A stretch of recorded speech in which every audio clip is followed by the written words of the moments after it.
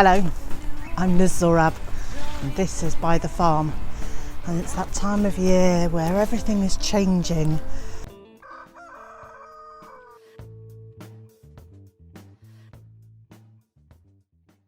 Lots of the crops that we put in either last autumn or in early spring are now ready to be harvested, or indeed have been harvested, and the next round of crops are going in ready for the autumn and the winter. But there's also still a bit of time this summer for the fast growing crops to have a second load of those, and indeed some of them it's a third load of those going in. Until 2 days ago this bed had broad beans in it. I've harvested all the broad beans.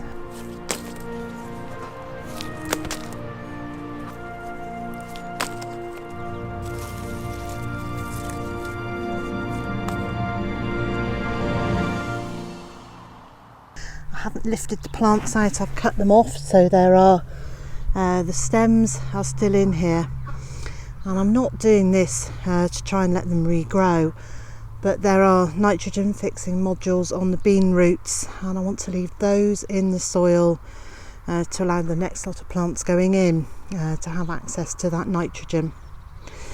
So in here I have popped in a 2-inch layer of compost on top of what was there.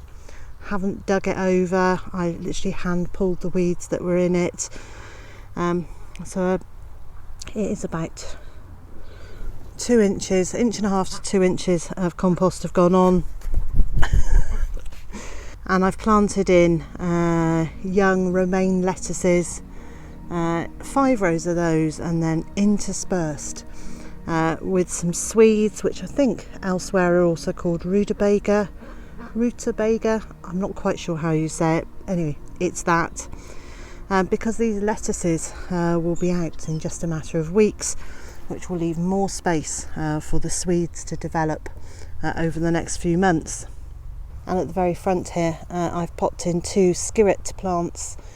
These are the ones that are part of my perennial vegetable collection, and I'm really looking forward to trying these in a couple of years' time. In this bed we had calabrese, most of which I've now harvested. I'm leaving it in there in case it wants to send out any more small flower shoots for us to be able to eat, but it won't be in there very long. And I've interplanted that with some squashes. Now the squashes are not as yet doing very well at all, and it might be that I'll need to take those ones out and put in some slightly bigger plants that are raring to go because these seem to be really struggling. I've talked to lots of other gardeners, and a lot of them are saying the same thing, that the squashes are very slow to get going this year, and that could just be about it having been cooler and then it's been very hot and dry. I don't know what it is, but I'm hoping that they'll catch up. At the front here I've got 2 courgettes, and these are a variety called Gold Rush.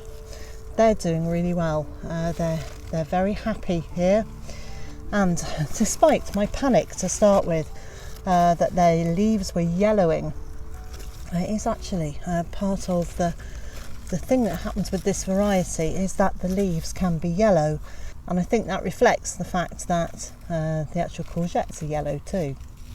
I'm really pleased with how this sweet corn is doing. There's a saying I think in America about knee high by the 4th of July. Well, there were a couple that aren't knee high, but the rest were doing really well. I think this year I might have got the spacing right with these. There's 1.5 foot or so between the rows, and I've given them about 15 inches between each plant in the row, so they're a bit more spaced out than I've done them in the past, and I think that is reflected in how well they're doing. They're planted with some French beans, and a couple of weeks ago I recorded the following. One of the things that I really like about gardening is that no matter how much you garden, there's always something new to learn, and after 40 years of being out here and growing, I still learn new things every single day. this week my biggest revelation has been about French beans.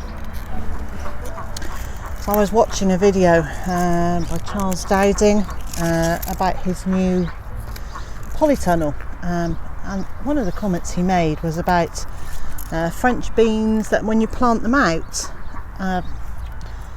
if it's too cold, they just sit and don't do anything, don't grow, because they can't access the nitrogen in the soil, so they sit in a sort of sulky heap. And it got me thinking about the beans I've planted just here. Ducks are being very noisy today, which have indeed done just that. I planted them out. Some of them have just sat in a sort of stagnant stasis, not really doing anything at all. I couldn't work out why. But others have done okay, and they've started growing and they're looking quite healthy.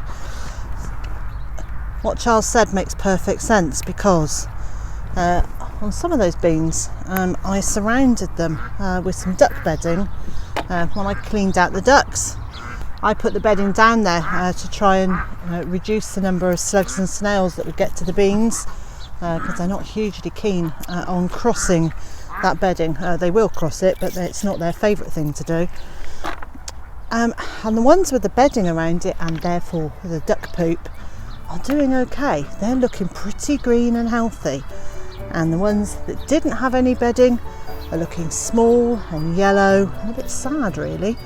So yesterday I cleaned out the duck enclosure again and have brought all of that over, and now mulched all around the beans with the duck bedding and poop, in the hope that that will help those beans to really get going. But I'm really pleased now. They've all greened up again. They are looking good. They're starting to produce beans. It's exactly what I wanted. And again, the squashes in the centre here are struggling, and I still don't know whether that's about not enough water or just the temperatures. We'll play it by ear. I'm getting plenty of flowers, but not a huge amount of leaf growth. This bed had onion sets and carrot seeds sown in it, and I've now harvested all of the onions. I'm really pleased. There are an awful lot of onions that are a very decent size. They are bigger than a tennis ball. I'm really pleased with them. There are a few that are slightly smaller, but in other years I would have been really happy with these. So I think I can only say I am very pleased with the onion harvest, and I'm slowly letting these dry out a bit, cutting the leaves off the end of it, and then resting them on racks upside down like this to dry out, so I can put them into long strings or braid them and store them for the year, which means that I have spaces in this bed, and I've already started filling those.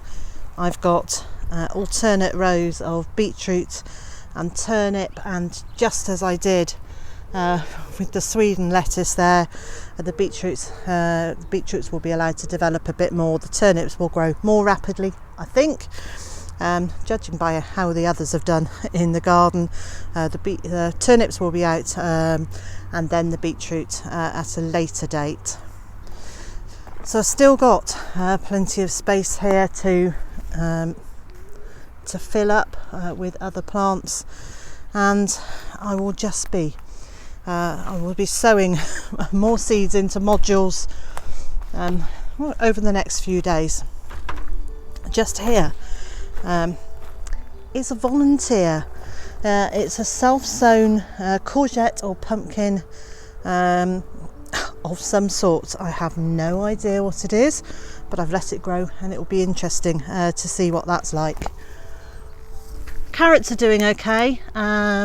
It's been a pretty good year for the carrots. I'm very happy. This is probably the largest carrot I've lifted so far. I think this will be going with my lunch today.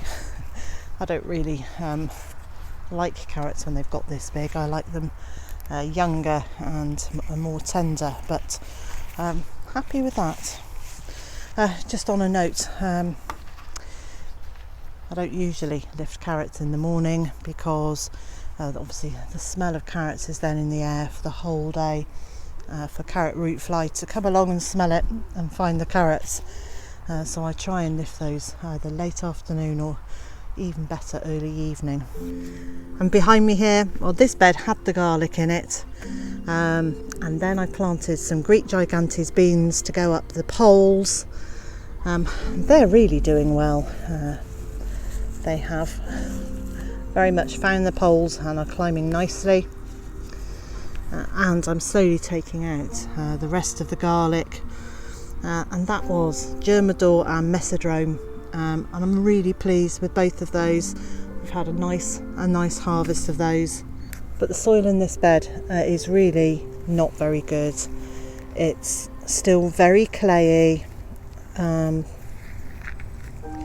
It really could do with a whole load of organic matter in it. So when I next empty the compost bin, that will all be going onto this bed. It could really do with a good 2 or 3 inches, if not more.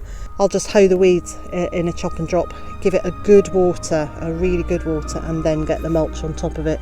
And hopefully over the next few months the worms will do their thing and improve this soil.